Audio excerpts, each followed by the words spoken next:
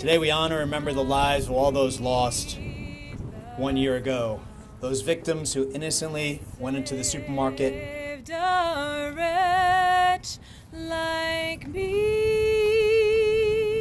And Eric Talley, the brave soul who charged in to try to save all of them. I remember it like it was yesterday, and as hard as it is sometimes, I remember every detail.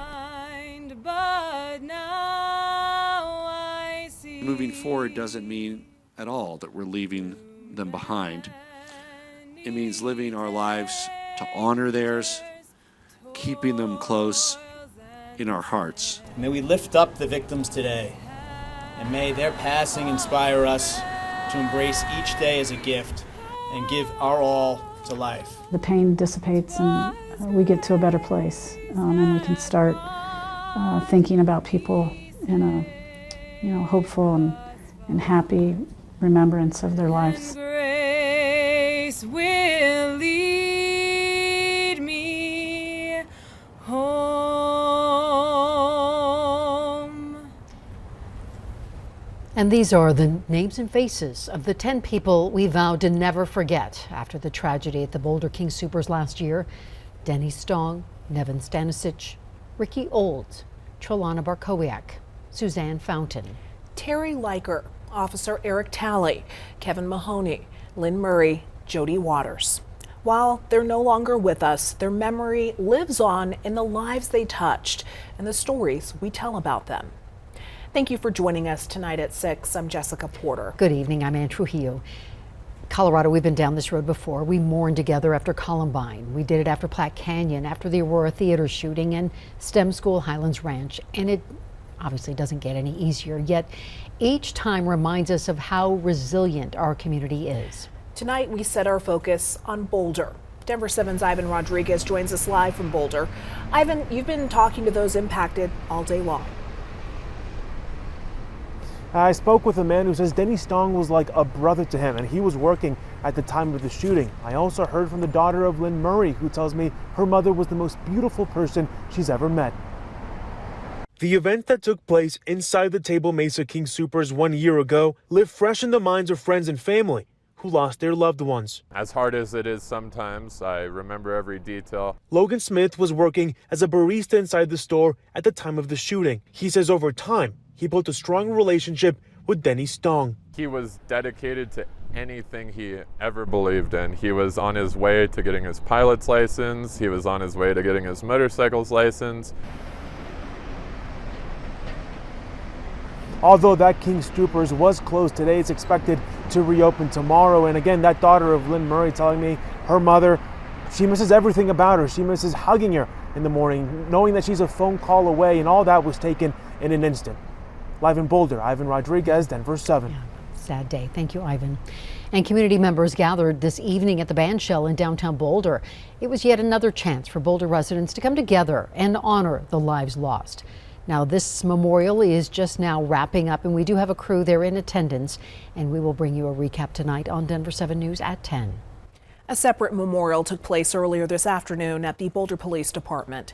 Congressman Jason Crow and Joe Neguse were on hand as the department honored Officer Eric Talley. It included a final radio call to Officer Talley. He was killed responding to the shooting. Congressman Neguse shared his message about Officer Talley's bravery. Once he entered that building and engaged the shooter, no other lives were taken. A hero, a father, a husband, a colleague, a cherished community member. He was so much to so many people. We owe him and his family a heavy debt of gratitude for his bravery. Officer Talley's patrol car has been on display at the Boulder Police Department since last Friday. It was adorned in flowers, cards, and messages of hope.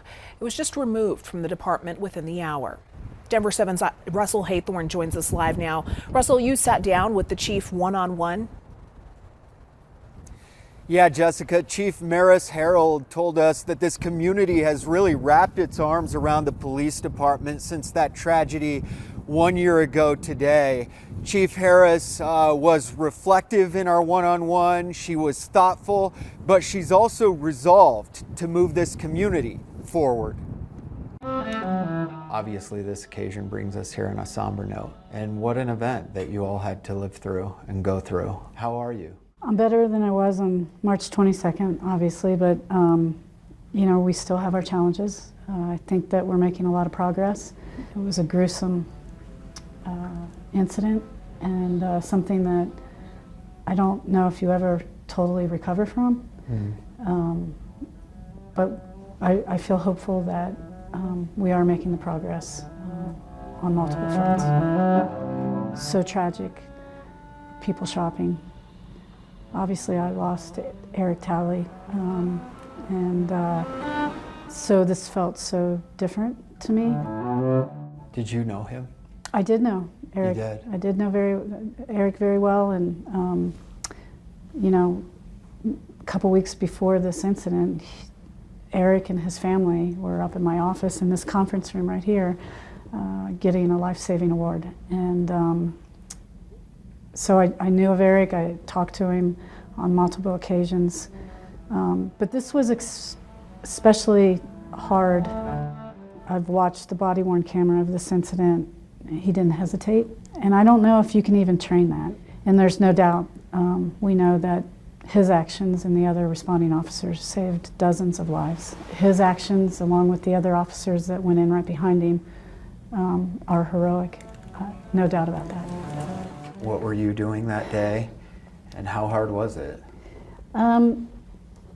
So I was sitting in this office right behind you, and I had just finished up a meeting, and I got a text, and the text said that we had a active shooter at King Soopers, and we had been getting erroneous text from our SWAT software, and I thought it was a mistake. And so I called our deputy chief, Kerry Weinheimer, and I said, I got this strange text, and as I'm talking to him, I could hear the shots in the background.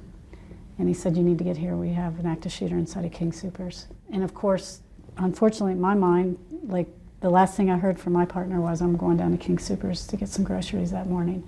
And so it was a very emotional 30 seconds. I couldn't get a hold of my partner. It was surreal. Are you helping to, I guess, get this community through the grieving process?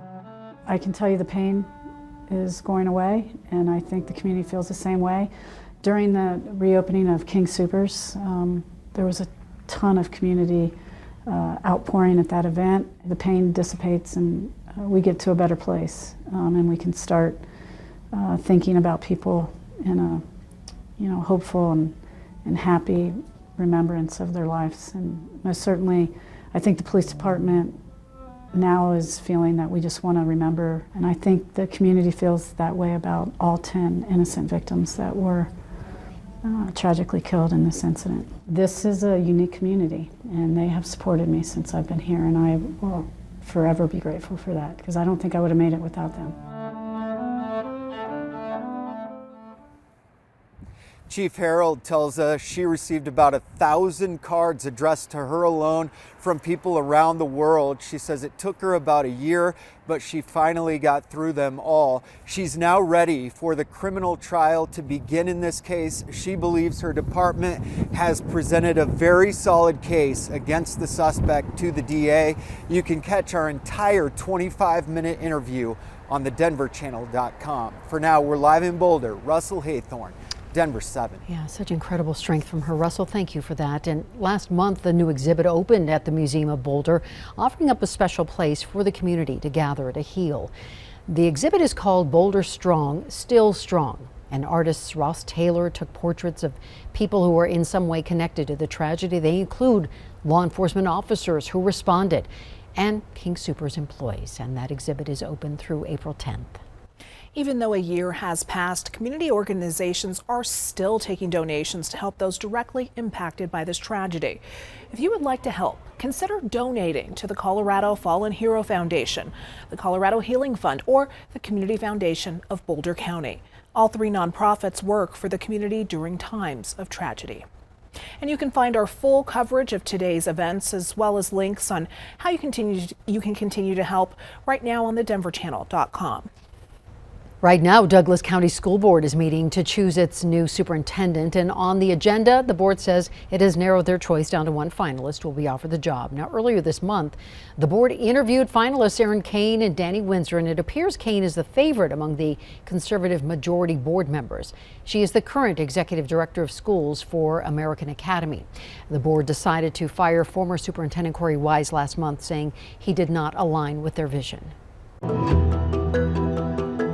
You're no longer able to be a functioning member of society. Wheelchair repair is often a lengthy and costly process. Am I going to be able to live my life, or is my chair going to break down tomorrow? A new state bill aims to give wheelchair users their power back. If you weren't disabled and you were just in normal society, this would never be acceptable. Gusty winds and light showers continue this evening, then sunshine and warmer days return tomorrow. I'll let you know when the 70s return and your full forecast coming up.